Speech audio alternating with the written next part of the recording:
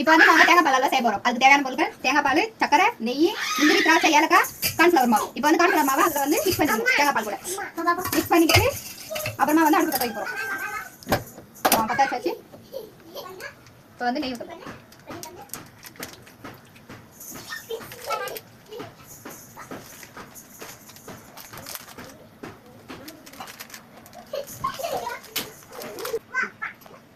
இப்போ முந்திரி போட போகிறோம்.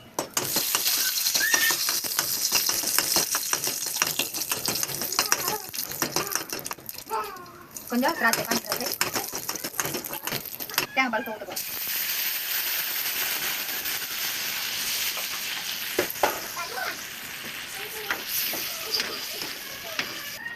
அல்வா ஆறு வரைக்கும் விடாமல் கலரிட்டே இருக்கணும்.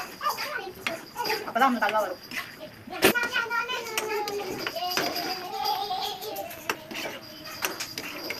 அப்படியே விடாமல் கலரிட்டே இருக்கணும்.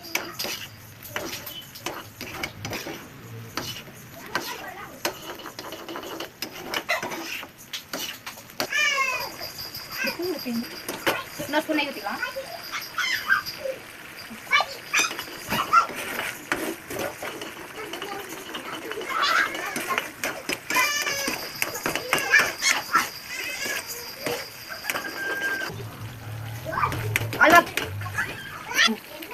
அல்வா பழத்துக்கு வந்துச்சு. இப்போ சர்க்கரை போட்டுக்கலாம், தேவையான சர்க்கரை.